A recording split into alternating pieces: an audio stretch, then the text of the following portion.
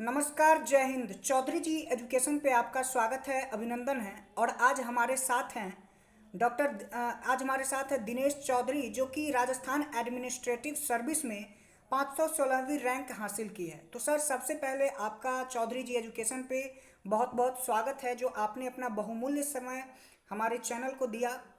तो सर, सबसे पहले आप अपने बारे में कुछ हमारे दर्शकों को बताएं सर। मेरा नाम दिनेश सारण है और मैं राजस्थान के बीकानेर जिले का निवासी हूँ। इसी 2018 आरएएस में मेरी 516 रैंक आई है। ऑल राजस्थान ओबीसी कैटेगरी से हूँ। Yes sir. सर, आप ये बताएं कि आपने सिविल सर्विस को ही क्यों चुना सर। जी, सिविल सर्विसेज को चुनने के पीछे मेरा इरादा ये था कि मैं ह्यूमैनिटीज बैकग्राउंड से था। Yes sir. और मेरे लिए अपॉर्चुनिटी अच्छी थी क्योंकि ज्यादातर सब्जेक्ट्स हैं वो ह्यूमैनिटीज के होते हैं। Yes sir. उसके अलावा जो सोशल सोशल रेस्पेक्ट होती है और सैलरी वगैरह सब कुछ है वो सिविल सेवा में मिलता है। जो एक आदमी जो चाहता है कि मुझे जीवन में मान सम्मान मिले, समाज में मेरी पहचान हो, तो वो सारी चीजें सिविल सेवा में मिलती है। इसलिए मेरा एम ये था कि मैं सिविल सेवा में जाऊँ। सर, आप सिविल सर्विस की तैयारी कब शुरू सब कब सिविल सर्विस की तैयारी आप कब शुरू किए थे सर।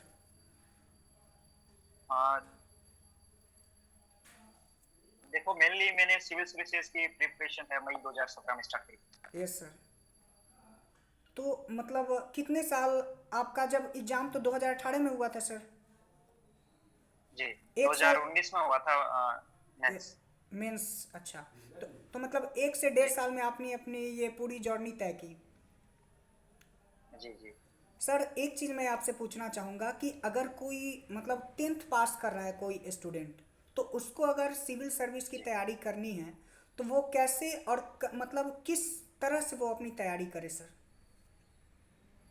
हाँ, देखो, मेरा ऐसा मानना है कि अगर कोई 10th में या 12th में कोई बच्चा है और अगर उसका एम सिविल सेवा में जाना है तो ये उसके लिए बहुत अच्छी बात है। लेकिन उसे अभी यानी 10th या 12th से ही सिविल सेवा में की प्रिपरेशन स्टार्ट कर देनी चाहिए, ऐसा मैं उचित नहीं मानता हूँ। यस मुझे सर। ऐसा लगता है कि उसे 10th और 12th पे फोकस करना चाहिए। 12th के बाद उसका एक एम हो सकता है कि मुझे सिविल सेवा में जाना है, तो उसको लेके जैसे ह्यूमैनिटीज के सब्जेक्ट है, हिस्ट्री की वो बेसिक देख सकता है, एनसीईआरटीज प्रिपरेशन कर सकता है। एनसीईआरटी देखने के बाद जो हिस्ट्री की जो ऑथेंटिक बुक्स आती है उनको पढ़ सकता है। हाँ सर। सर, आपने सिविल सर्विस की तैयारी के दौरान मतलब कौन कौन सी बुक से आपने अपनी तैयारी की, जी, कुछ बुक शेयर इसके कीजिए लिए सर। मैंने जैसे पॉलिटी की हाँ सर। पॉलिटी की लक्ष्मीकांत बुक्स आती है, हाँ उसको सर। पढ़ा। उसके साथ उसके नोट्स मैंने बना लिए और उसके बाद में 2-3 बार बुक्स को पढ़ लिया। उसके बाद में मेरे जो सेल्फ नोट्स हैं हाँ उनको सर। ही मैं पढ़ता था। हिस्ट्री की मॉडर्न हिस्ट्री की स्पेक्ट्रम हो गई और ज्योग्राफी में महेश वर्णवाल हो गई, ये सारी किताबें मैंने पढ़ी। हाँ सर। उसके अलावा एनसीईआरटी इसको फॉलो किया है। Yes sir. सर, ये कहना चाहूँगा कि आपका लैंग्वेज कौन सा था, माध्यम हिंदी या फिर इंग्लिश। हिंदी माध्यम था। हिंदी माध्यम था। हिंदी माध्यम। और सर, एक बहुत ज़्यादा ये अवधारणा है कि हिंदी माध्यम वालों को सिविल सर्विस में बहुत ज़्यादा दिक्कतें होती हैं। तो सर, क्या ये अवधारणा जो है वो सच है या फिर गलत है, आप इसके बारे में कुछ कहें। नहीं, मैं इस अवधारणा को नहीं मानता हाँ। क्योंकि सिविल सेवा में अगर हम यूपीएससी की बात करते हैं तो वहां पे एक इश्यू रहता है ये मीडियम का।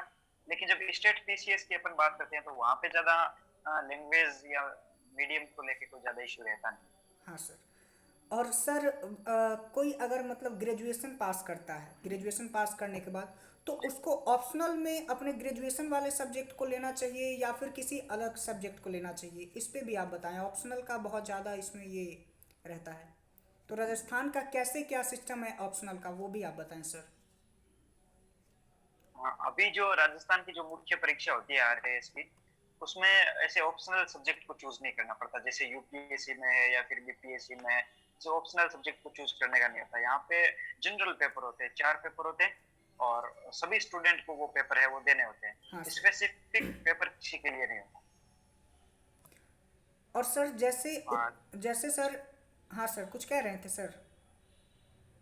जी, मैं ये कह रहा था कि यूपीएससी में और जो बीपीएससी में जो ऑप्शनल का सिस्टम चलता है वो आरएएस में 2013 में था। उसको अभी हटा दिया गया है। उसकी जगह अब 17 से 18 पेपर होते हैं जो सब्जेक्ट होते हैं हाँ वो सर। 4 पेपर में डिवाइड कर दिए हैं, वो सभी को देने होते हैं, हाँ सर। जनरल स्टडी की तरह। सबको देना पड़ेगा। सर आपने कोई कोचिंग जी वगैरह भी ज्वाइन की थी? जैसे सिविल सर्विस में सर यही कहा जाता है कि कोचिंग बहुत ज़्यादा मायने रखता है, और गांव के स्टूडेंट के पास उतना जी। पैसा नहीं होता कि वो कोचिंग को प्रेफर करे, क्योंकि कोचिंग में 1.5 लाख 2 लाख पैसा लगता है। तो आप इस पे सर कुछ जी बताएं। अ, देखिए सर, मैंने कोचिंग ज्वाइन की थी नहीं की क्योंकि थी? जो मैं ह्यूमैनिटीज बैकग्राउंड का स्टूडेंट हूँ, और उसके बाद में मुझे जैसे साइंस टेक्नोलॉजी है, साइंस है, और जो कुछ सब्जेक्ट है जैसे ऑडिट है, मैनेजमेंट है, तो वो सब्जेक्ट मेरे अच्छे नहीं थे, इसलिए मैंने कोचिंग ज्वाइन करी। कोचिंग आपने और ज्वाइन नहीं की थी? हाँ, तो सर कोई ज्वाइन करी थी। करी थी? जी जी अच्छा। तो सर ये पूछना चाहूँगा कि जैसे कोई स्टूडेंट अगर यूपीपीएससी की बात अगर हम करें, यूपीपीएससी उत्तर प्रदेश का होता है, मतलब स्टेट वाला एग्ज़ाम, जी तो उसमें अदर स्टेट जी का स्टूडेंट एग्ज़ाम दे सकता है। तो उसी प्रकार से सर जी आरएएस में भी अदर स्टेट का स्टूडेंट एग्ज़ाम दे सकता है या फिर नहीं दे सकता है? जी, दे सकते हैं। इसका सबसे अच्छा उदाहरण तो लोगों को पता ही होता है कि जो आरएएस 2016 का रिजल्ट था, हाँ सर। उसमें गरिमा जिंदल नाम से एक लड़की थी, हाँ सर। जिनकी आरएएस में मेंस में उनके सबसे ज्यादा अंक थे, तो रिटर्न टॉपर थे। वो हरियाणा से बिलोंग करते थे, हाँ सर। तो दूसरे स्टेट के भी दे सकते हैं, उसमें कोई इशू नहीं। सर और आपकी पढ़ने की रणनीति क्या थी? आप कितने घंटे पढ़ा करते थे? क्योंकि ये अवधारणा है कि 16 घंटे पढ़ने पड़ते हैं, 17 घंटे पढ़ने पड़ते हैं। आप इस लाइव में आप बताएं कि सर आप कितने घंटे पढ़ते थे? हाँ, मुझे ऐसा लगता है कि 16-17 घंटे अगर हमें 10 दिन के लिए पढ़ना हो तो हम 16-17 घंटा भी पढ़ सकते हैं। हाँ सर। लेकिन जब एक लंबे समय के लिए प्रिपरेशन करनी होती है, तो माइंड एक सिस्टम है जिसमें हमें उसको आराम भी देना होगा। हाँ सर। जैसे अपन कंप्यूटर चलाते हैं, लैपटॉप चलाते हैं, तो उसको भी एक तय समय के बाद वो हैंग होने लगता है, उसको फिर अपन को ऑफ करना पड़ता है। तो ठीक वैसे ही हमारा जो दिमाग है, वो भी रेस्ट मांगता है। तो मैं 8 से 10 घंटे का टाइम निकाल पाता था, और मैं सेटिस्फाई भी होता था कि इतना टाइम मैं स्टडी पे दिया। सर और आप ये बताएं कि कोई ऐसा सोशल मीडिया से भी जगह जहां से आपने नोट्स वगैरह या फिर कोई मटेरियल अपनी इस तैयारी के दौरान लिया हो, तो वो आप स्टूडेंट को बताएं जहां से वो लोग भी इससे कुछ सीख सकें। नहीं, सोशल मीडिया से मैं थोड़ा दूर ही रहा था इस दौरान। हाँ सर। मैंने सोशल मीडिया से नोट्स वगैरह की कोई सुविधा नहीं ली। हाँ सर। और जैसे तैयारी। बाकी अभी टेलीग्राम पे खूब सारे चैनल है, स्टडी चैनल है, तो अगर कोई हाँ सर। टेलीग्राम चैनल है, तो अगर कोई बच्चा चाहता है कि मैं टेलीग्राम से अगर मटेरियल देखूं, तो अपने जो सिलेबस है, सिलेबस को उठाओ और सिलेबस में जो की पॉइंट है हाँ उनको सर। देख लीजिए। उसके बाद में ये चेक कर लीजिए कि हमारा जो की फैक्ट जो एस्पेक्ट है, उसमें सारा का सारा सिलेबस आ रहा है या नहीं आ रहा है। हाँ तो सर। अगर उसमें से आ रहा है तो आप उसको प्रेफर कर सकते हैं। हाँ सर। सर और जैसे आपने तैयारी के दौरान किसी को ऐसा तो होता है कि मोटिवेशन आइडियल, आप किसको आप मानते हैं अपने आइडियल के रूप में? आइडियल हमारे सारे दोस्त ही थे, दोस्तों का कोचिंग में एक ग्रुप बना हुआ था, तो हम देखते रहते हैं कि तुम्हारे मार्क्स आए, मेरे कितने आए। तो फिर कभी दूसरे साथी के अगर ज्यादा मार्क्स आते, तो फिर यूं लगता था कि हमारे कम आए तो हमें और ज्यादा मेहनत करनी चाहिए। मेनली मोटिवेशन वही था। उसके अलावा कोचिंग में जो आरएस टॉपर्स आते थे, तो उनको देखते थे तो हमें लगता था कि हमें भी उनके जैसा बनना है, मेहनत करनी पड़ेगी। तो वही मोटिवेशन था। मोटि और सबसे बड़ा मोटिवेशन तो था कि अपने सपने बनाओ खुद के। अगर सपने होंगे तो सपने सोने नहीं देंगे। हाँ सर, ये तो है। और सर आप जी कोचिंग जो ज्वाइन किए थे, तो आप कितने दिनों के लिए कोचिंग ज्वाइन किए थे? हाँ, मेरा कोचिंग करीब करीब 17 से 18 महीने तक चला। 17 से 18 महीने। अपने राजस्थान में है जी या फिर कहीं और, दिल्ली वगैरह, मुखर्जी नगर, यहाँ सब कहीं पे आपने ज्वाइन किया था? नहीं, जयपुर में ज्वाइन किया था। जयपुर में ज्वाइन किया था सर। कोचिंग का तो बेनिफिट तो सर आपको मिला ही होगा। जी कोचिंग का बेनिफिट मिला होगा। और सर जैसे मैं जी ये कह दूं कि सिविल सर्विस की तैयारी करने के बारे में सबसे पहली बार आपको ख्याल कब आया कि नहीं, मुझे सिविल सर्वेंट ही बनना है सर? क्योंकि सबके मन में ये आता है कि आ, नहीं, एक पॉइंट होता है कि अब से मुझे करना है। कोई ऐसा सिचुएशन बताएं सर। मैं जब ग्रेजुएशन कर रहा था, तो उस दौरान मेरे वहाँ पॉलिटिकल साइंस के सर थे, भोमाराम जी। हाँ सर। तो वो सर सिविल सेवा की प्रिपरेशन करते थे। उन्होंने एक बार इंटरव्यू भी दिया था, लेकिन उनका दुर्भाग्य से हुआ नहीं। तो उन्होंने कहा था कि बेटा दिनेश, देखो मेरा तो हुआ नहीं, पर आप प्रिपरेशन कीजिए और आप मेरे सपने को थोड़ा पूरा कीजिए, मुझे अच्छा लगेगा। तो उसके बाद में उन्होंने ही मुझे सिविल सेवा के बारे में बताया और उसके बाद में मैंने प्रिपरेशन करी थी और हाँ मैंने आरएस क्वालिफाई की। हाँ सर। और सर अगर राजस्थान की एक ये कहा जाता है कि एग्रीकल्चर का स्टूडेंट राजस्थान में बहुत ज़्यादा होता है, एग्रीकल्चर कृषि। जी तो क्या कृषि का जो जी स्टूडेंट होगा, मेरे चैनल पे अधिकतर स्टूडेंट कृषि के हैं, तो क्या कृषि के छात्र जी। आरएएस को दे सकते हैं, और उनके लिए क्या आसान होता है या फिर हार्ड होता है बाकी लोगों के कंपेयर में? अभी जो आरएस का सिलेबस है उसका जो पैटर्न है हाँ सर। वो सभी के लिए समान है। समान उसमें है। जो मेनली 17 से 18 सब्जेक्ट होते हैं वो सभी को देने पड़ते हैं। जैसे मैं ह्यूमैनिटीज बैकग्राउंड से था तो मुझे साइंस का पोर्शन भी मुझे तैयार करना होगा। ऐसा नहीं है कि मैं ह्यूमैनिटीज का हूँ तो मुझे स्पेसिफिक सब्जेक्ट चूज करने होंगे कि आप हिस्ट्री चूज कर लीजिए, आप पॉलिटिकल साइंस चूज कर लीजिए। नहीं, यहाँ पे जनरल पेपर होता है। एक ऐसा पैटर्न है जिसमें जो राजस्थान लोक सेवा आयोग में है वो जो पेपर बनाएगा वो सभी को देना है। ऐसा नहीं है कि स्पेसिफिक किसी एक स्टूडेंट के लिए या फिर एक जो अपन साइंस स्ट्रीम है उनके लिए अलग पेपर आएगा। ऐसा कुछ भी नहीं है, ऑप्शनल नहीं है।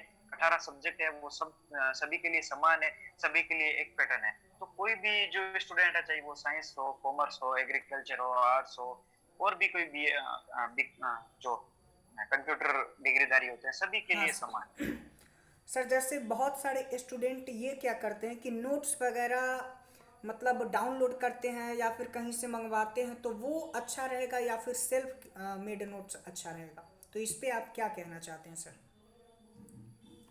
इसमें मेरा ये मानना है कि सेल्फ मेड जो नोट्स होते हैं वो बेटर होंगे, क्योंकि अपने हाथ की जो चीज लिखी हुई है वो समझना थोड़ा आसान रहता है। हमें पता रहता है कि हमने ये कीवर्ड है वो क्यों लिखा है। हाँ अगर सर। हमने कहीं बाहर से नोट्स लाए और उसमें कीवर्ड लिखा है तो हम नहीं समझ पाएंगे कि ये कीवर्ड क्यों लिखा है। लेकिन जब हमारे खुद के नोट्स होंगे उसमें कोई कीवर्ड अपने लिखा है तो वो हमें पता रहेगा कि हमने इसको क्यों लिखा है। किसी लाइन को अपन अंडरलाइन करेंगे तो हमें पता रहेगा कि ये लाइन इंपॉर्टेंट थी इसलिए हाँ हमने सर। इसको अंडरलाइन किया है। तो सेल्फ मेड नोट्स ज्यादा बेनिफिशियल रहते हैं। और सर आप हमारे चैनल पे जो भी स्टूडेंट जुड़े हुए हैं सर, आप उनको क्या कहना चाहेंगे? आप कुछ उनको बताइए कि हाँ तुम ऐसे करो, या फिर उनको आप कुछ अपना एक पॉइंट दे दीजिए सर कि ऐसे करना है। जी। अ, आपके चैनल से ज्यादातर वही लोग जुड़े होंगे जो गवर्नमेंट सर्विसेज की प्रिपरेशन कर रहे हैं। हाँ सर।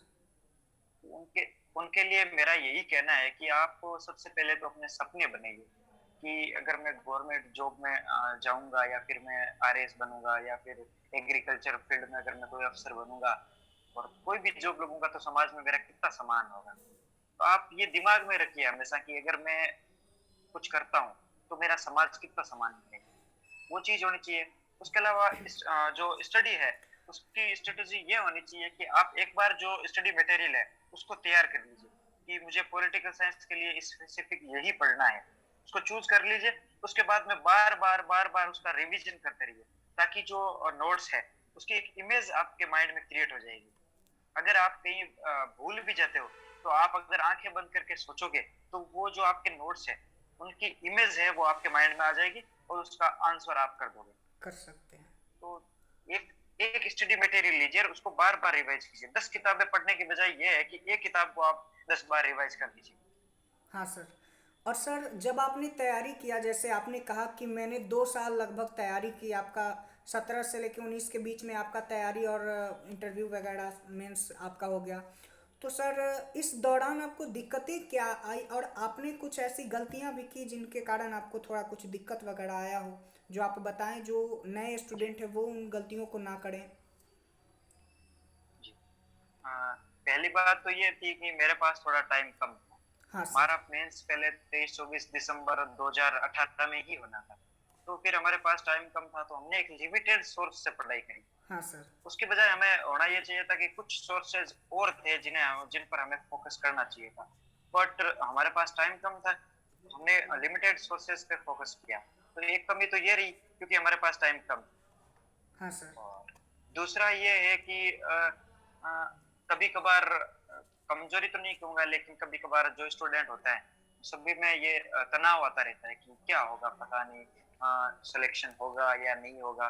तो ये एक जनरल सी चीज है, सभी स्टूडेंट में आती है। जो तैयारी करता है वास्तविकता में ईमानदारी से तो उसको तनाव आएगा ही आएगा। और जो ईमानदारी से प्रिपरेशन नहीं कर रहा है उसको किसी भी प्रकार का तनाव नहीं होगा, क्योंकि उसको कंफर्म पता है कि मेरा सिलेक्शन नहीं होगा। हाँ सर। और जो तैयारी कर रहा है उसको लगता है कि पता नहीं यार होगा या नहीं होगा, और नहीं होगा तो क्या होगा, तो तनाव एक जाहिर सी बात है, तनाव आएगा। तो अगर आपको तनाव आता है तो अपने परिवार से, अपने मित्र से, या फिर ऐसे किसी आदमी से बात कर लीजिए जिससे आप अपनी सारी बातें हैं वो शेयर कर सकते हैं। हाँ सर।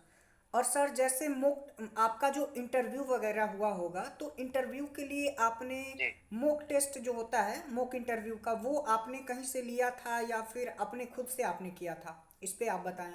और अगर आपने मोक टेस्ट जी। आपने लिया था तो उसका क्या बेनिफिट हुआ था, सर आप ये हमें बताएं। जी।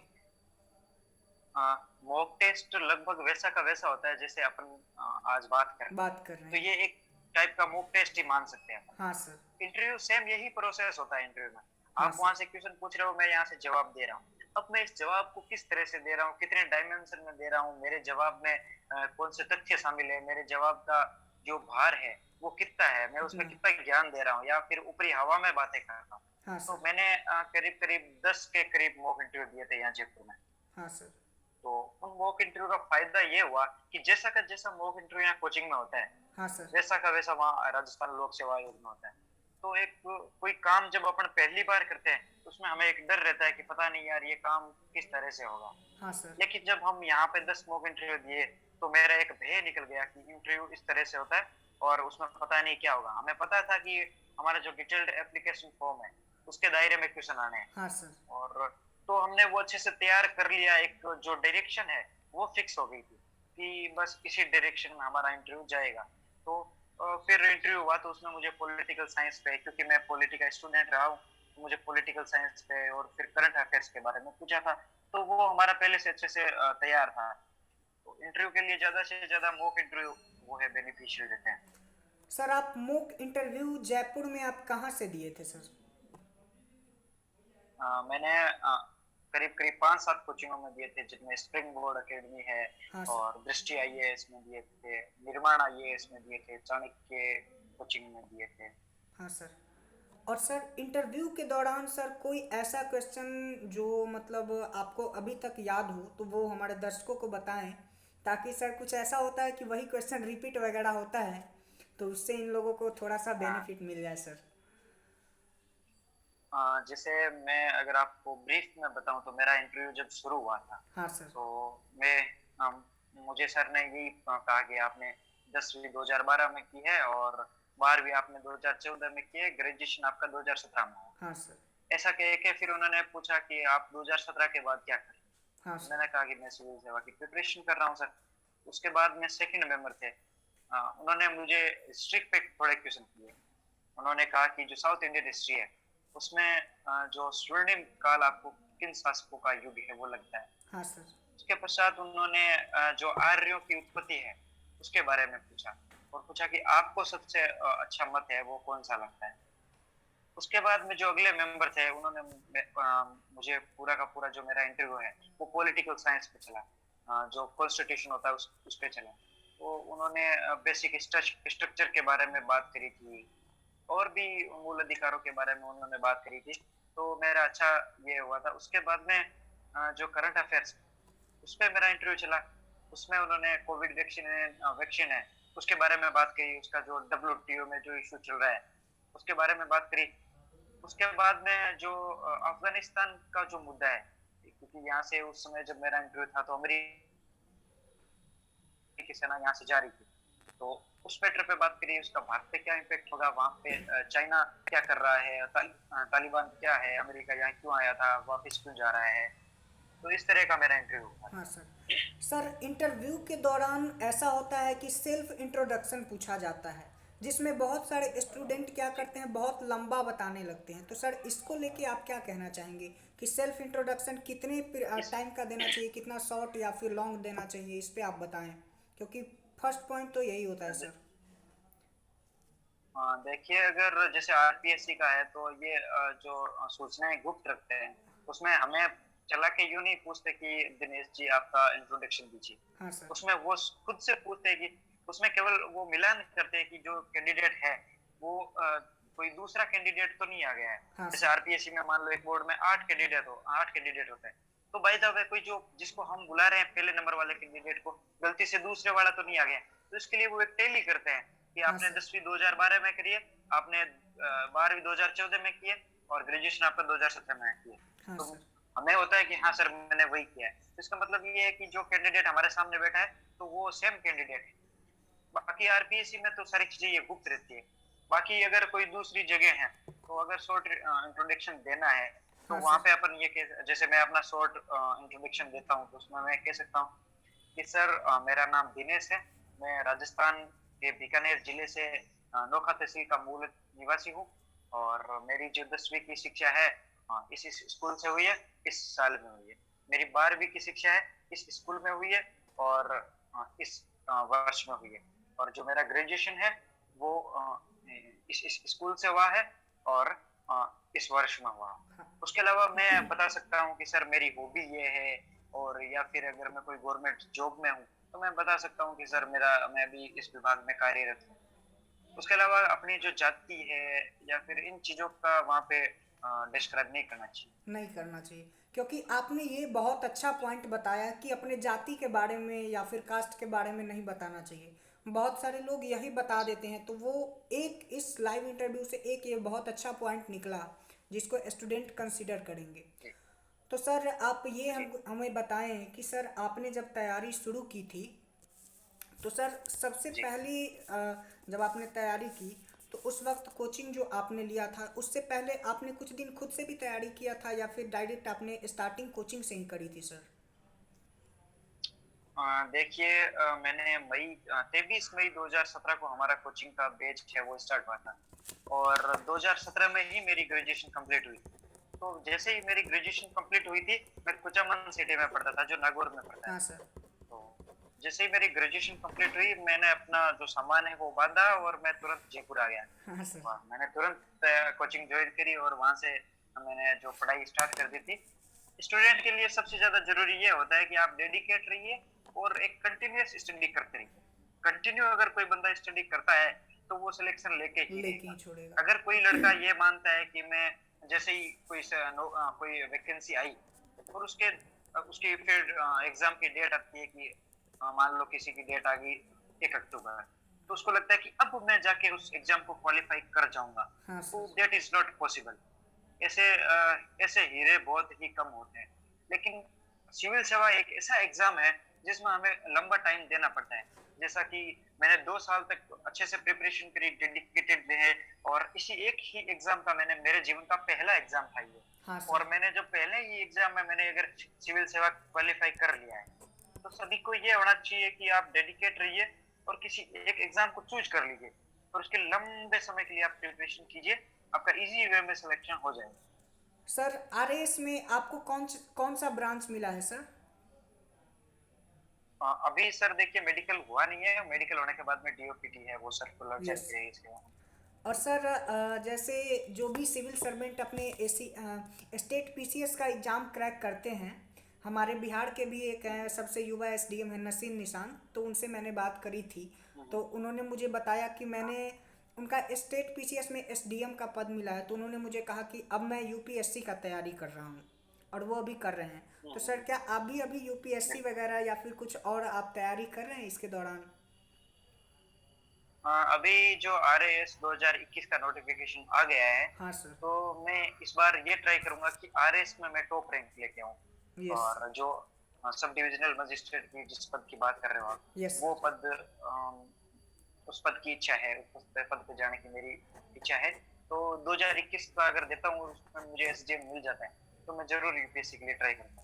सर चौधरी जी एजुकेशन की तरफ से आपको एसडीएम बनने के लिए बहुत बहुत शुभकामनाएं। आप और अच्छा करें, फिर से आप एसडीएम बनने के बाद आप आएँ।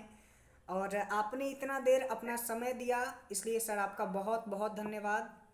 और आगे भी आप। आपका भी बहुत बहुत धन्यवाद जो आपने अपने प्लेटफॉर्म पे मुझे जगह दी। यस सर, और आप स्टूडेंट को ऐसे ही मोटिवेट करते रहिए। और आपसे मैं ये कहूँ कि इस वीडियो से अगर एक भी स्टूडेंट कुछ कर पाते हैं तो सर ये बहुत बड़ी बात है कि आपसे कोई भी स्टूडेंट मोटिवेट होकर कुछ कर रहा है, तो ये बहुत बड़ी बात है। धन्यवाद बिल्कुल, सर। Thank you sir. मेरे लिए भी एक खुशी की बात है। Yes sir, thank you sir. Okay. Okay, thank you.